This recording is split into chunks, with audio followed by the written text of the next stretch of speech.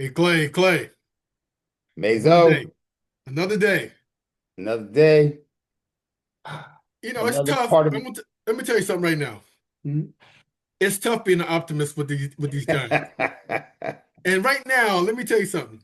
It's not even the W's anymore because now it's working in the reverse. I were talking about this in our pre-production meeting. You know, we want to win. Of We course, definitely want to win, but our real season right now is the draft. So the and free agency. right. And did you say something about the waiver wire? How we get what the Yes, so because we have the first, if the draft was today, we have the first pick in the draft. So that means we have the first pick in the waiver wire acquisitions now. So we just picked up a wide receiver that Tampa Bay cut, uh, named Ryan Miller, who nobody outside of his immediate family has ever heard of, but he, he is a wide receiver that Tampa Bay cut, and so we picked him up. Um, he is 6'2", 210. He's out of he played college ball at Furman, and he had 2 catches this year on 4 targets. So they say he's played a lot of special teams. He's played like 60% of the snaps on special teams. And because we just gave up a 94-yard punt return touchdown, maybe they brought him in to see if we can't bolster that unit a little bit. But I don't expect him to, suddenly be Jackson Dart's, go to receiver on third down. Technically, he's a wide receiver, just like Casey Kreider is technically a linebacker, but he's a long snapper. He ain't getting on the field as a linebacker. If Casey Kreider is playing linebacker, there's other problems. right. So if Ryan is out there running routes for us on 3rd and 7, there's other That's not a good problems. thing. Oh God, you know what? Before you guys forget, that guy over there, that's Oh, that's Clay from Brooklyn. yes, sir. Football with the fellas. And who's this other brother? Yo, I'm your man Mazo. It's all about Big Blue. Yes, Hey, sir. Yes, sir. we had to get right into it because hey, you know how it is. There is still a lot to talk about. There's still, even though the season record wise is it's Over. hard for me to say it's over. It's Not hard to hard for me. it's hard to say that. But hey, let me tell you one thing real quick. It's kind of funny. I saw a clip of Skidoo. He's walking now. He saw he was walking. Yes, yes. I saw that. I I got saw kind that. of happy seeing a guy walking. It's like Yes, yes, that's where we come. That's where our highlights have come. Happy to see a yes. man walking now. Literally baby steps. These are Baby baby steps. steps, right? I haven't seen Malik walking yet, though. So No, that's the next one I want to see. That's the next one. yeah, yeah, really, definitely. But yeah, so listen, the bye week basically is over, right? We got a game this Sunday, so we're in a regular week schedule again. Oh yeah. And as we look at the regular week, like I said, we still got some injuries. So if you don't mind, I'll just run through that real quick. Oh, injuries. As I mentioned before, Giants have several people who have not been practicing due to injury. Kayvon Thibodeau, um, Greg Van Roten, TJ Davidson, Raheem Nunez-Roches, punter Jamie Gillen, who got hurt on that Lucy and Charlie Brown nonsense. Oh, He's the one who got sacked and apparently got hurt when he got sacked. the punter. Colonel Shevsky obviously is still in the concussion protocol. And even uh, third or fourth string linebacker Victor Dimokeje is still hurt as well. So those are people who are not practicing. Like I said, we brought in this guy who's a special teamer. Maybe that was partially because of Oshevsky's injury. We brought in a punter who, presumably might punt this week if Jamie Gillen is not 100%. Uh, What about field goal kicking? Did we do anything with? no, I believe they're still going with Young Wei Koo. They do still have my favorite Ben Sauls on the practice squad. No one has poached him from us yet, but I'm guessing that's going to happen soon because that's what happens to the Giants. Um, and we basically, for reasons I'll never understand, we're still going about this like the people that we have on the roster matter and need to keep getting reps. When, Right. in my opinion, it should be it's time to concede that this season's over. Let's bring some of those practice squad guys up and see if they're any good. Because if not, why do I even have them on the practice squad? Correct. Correct. Rookies who haven't played, put them out there. Turbo Miller, Elijah Chapman, the usual names you hear me say, Amir Marset. I mean, there's people on the practice squad who can't be any worse than the people that are playing because we're 2-11. Like, how much worse than 2-11 could we be? If me and you Right. suit up and go out there, we only could be 2 games worse than we are now. Correct. So, Marcus Bowe hasn't played since week 2. Why? What Marcus Bowe looked good in those first 2 weeks. And then Andrew Thomas got healthy and came back and it was like, all right, well, just sit down, young fella. Okay, but now that we're 2-11, you Give him can't some find burn. some burn for him. Right. Got to find some burn for him, man. I want Turbo. I'm sorry. We talked about it in the preseason. I still want Turbo to come up. I still I, want Turbo I don't see what and Ed Chapman. Gray's doing. Turbo and Chapman. I just there's no reason to keep playing Joaquin Nunez Roches. He should not be on the team next year. And if he's not going to be on the team next year, then why do I need him on the team this year to begin with? I mean, keep him on the team, I guess, just in case of injury or whatever. But Rogers doesn't need any more reps. I don't think I'm going to suddenly in these last 4 weeks say, oh yeah, that guy's pretty good. We should bring him back. I don't see that happen. But it And might happen with these guys we're talking about. right, I was like, and the commissioner wouldn't call us saying that we're tanking, right? Because it can say we've been doing it all season. So Honestly, Thomas Rodone needs some burn, right? I mean, he's been on a couple of special teams, yeah, but let's throw the ball to Thomas Rodone. We might as well throw it to Jalen Hyatt. I mean, if we're going to keep him on the active roster, throw him a bubble screen, give him a jet sweep. It doesn't have to just be the bomb all the time. right, Like, right. every pass doesn't have to be 40 yards downfield. Whatever. Don't get me started now. Anyway, Cleveland, as I mentioned earlier, has a much shorter list of injuries. Obviously, Jaden Daniels and Zach Ertz aren't playing, Cleveland. which is why basically we're favored, I think, because those Because aren't playing. we playing the Commanders, right?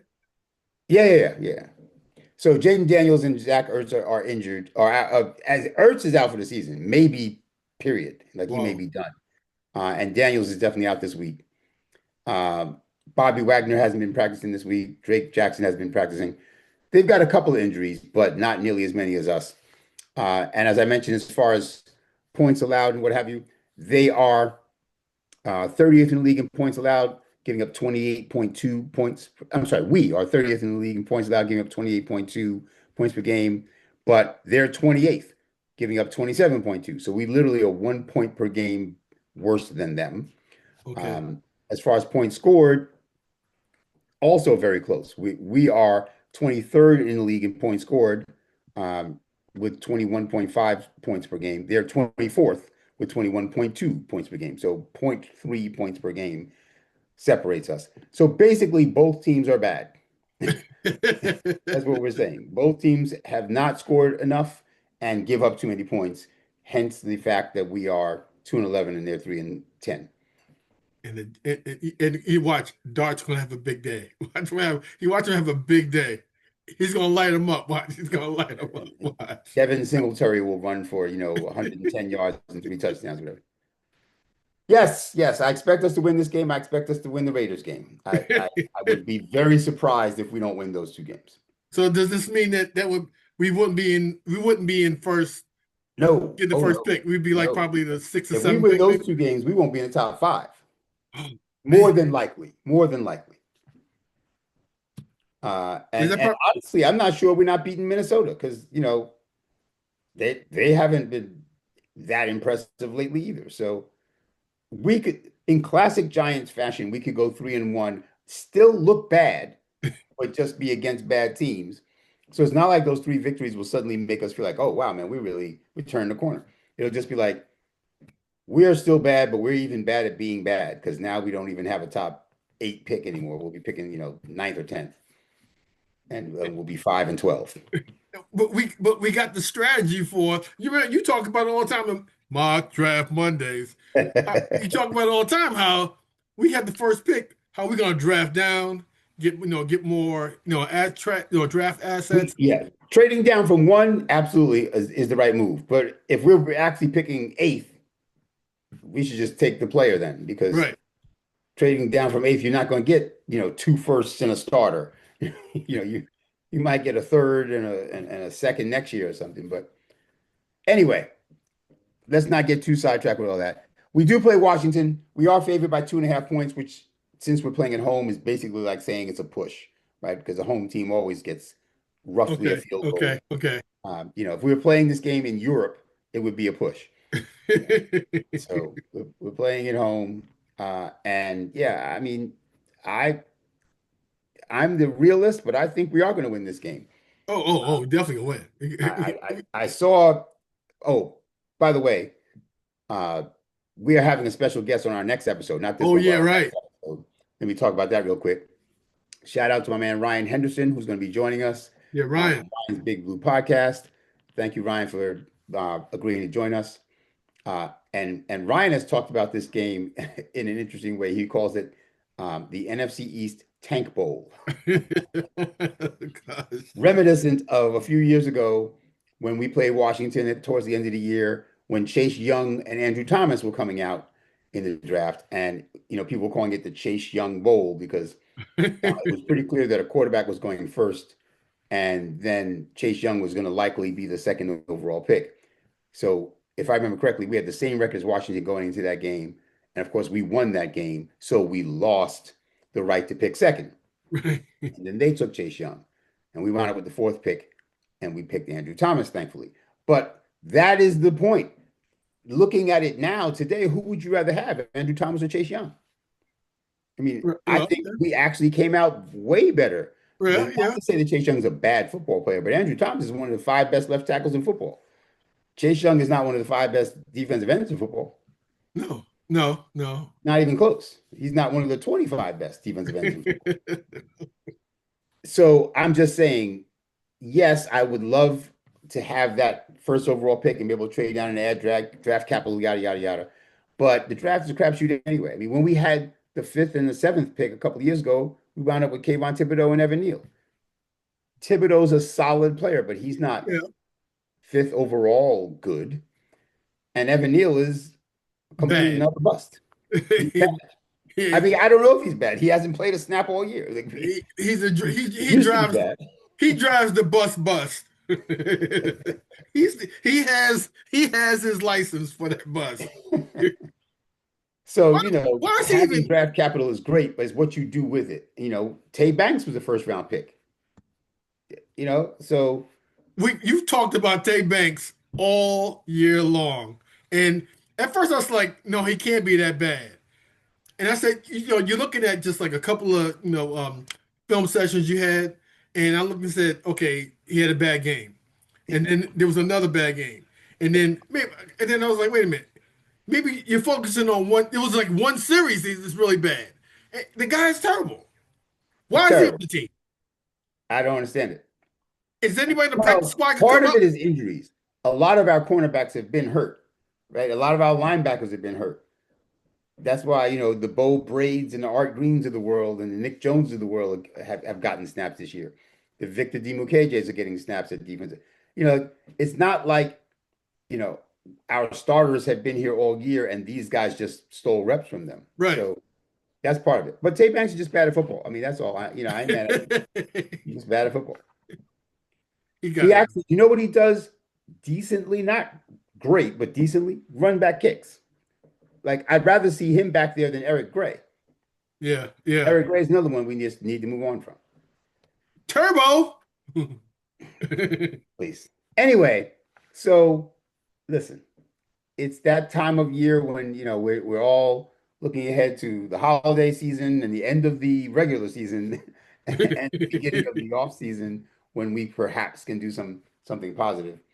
Uh, and hopefully it starts with getting rid of our GM. Oh, that'd be nice. I'm going to save this for next time, but I'll just say if you haven't yet, please watch Hard Knocks. The Hard Knocks NFC East is out now. Two episodes have been released already. And Okay. I'll just say that they don't make us look much better than the last year's Hard Knocks, which made us look terrible. So that's I'll just leave that little tease. Go watch Hard Knocks Got it. and see for yourself all of the various reasons why we are in the position we're in today, they come to light. Yeah, and by the way, while you're watching Hard Knocks, before you go, remember to hit the like button and share and definitely subscribe. Hey, we know it's all about Big Blue. We know that. And guys, stick with the team. Stick with the team. We're not fair weather fans. We are not fair No, weather no, fans. no. Never want our team to lose, but we're gonna cheer for them, and like we know you are too. Absolutely. We just I'm switching over to being like almost a realist right now. Clay from Brooklyn Football, the fellas, we always got your back. And I know you got ours too, so we appreciate you. And who am I here with? It's your man Menzo. It's all about Big Blue. Yes, Hey, we sir. appreciate you. Hey, remember to check out our next episode with Ryan. What's Ryan's Yes. show again for this podcast? Ryan's Big Blue Podcast.